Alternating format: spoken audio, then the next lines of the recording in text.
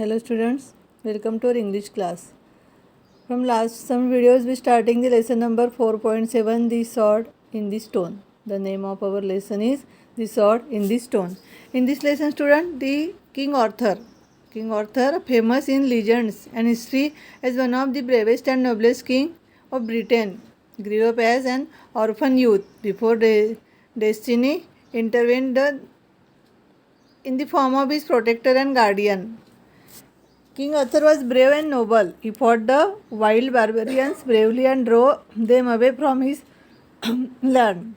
He ruled Britain wisely and well, and his people were content. They gave him the title of Pendragon, meaning dragon's head. Now let us start our lesson. As Sir Kay was preparing to join the tournament, he realized that he had left his sword behind at home. Hastily he summoned his younger brother and said to him, Arthur, you want me to win this tournament, don't you? Then you must help me out. Take my horse and gallop home as fast as you can. Get my sword and rush back here at once. Here student, as Sir Kay was preparing to join the tournament. Here is some tournament joined. He realized that he had left his sword behind at home. Hastily he summoned, hastily means hurriedly, his younger brother and said to him, Arthur, you want me to win this tournament, don't you? So then you must help me out. Take my horse and gallop home too fast as you can. Get my sword and rush back here at once. In this way, I am going, called Arthur. Arthur immediately told his brother, I am going. Rushing off at once, you shall have your sword sooner than you think. He helped his brother. As he rushed past the church, a glint of steel caught his eye, a blade of sword shining brightly in the morning sun. When student, he on the way at home, as he rushed past church, a glint of steel. Glint means small bright flashes of light caught his eyes, the blade of sword shining brightly in the morning sun. The sword was mounted on an anvil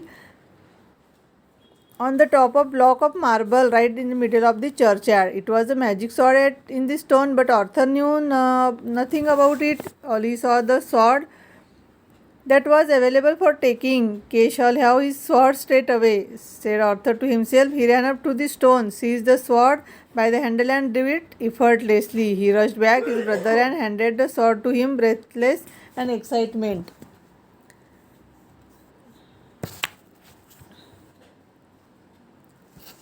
Then you are back to very soon, Sir Kay said to him. In this way, lastly, Sir Kay to say, Arthur, you are back very soon, but this is not my sword. This sword is different than him. No, isn't, smiled Arthur. I thought it would take to me long to get home and bring your sword. I found his sword in the churchyard. It looked good and I thought you could use it just for today. We will of course put it back when the games are over. In this way, Arthur helped to Sir Kay in this way, in different way. Sir Kay stood speechless. Sir Kay, very surprising this incident. Starting at his younger brother, he knew all about the magic sword and what is signified, but Arthur was unaware of it all. Arthur has always been brave and valiant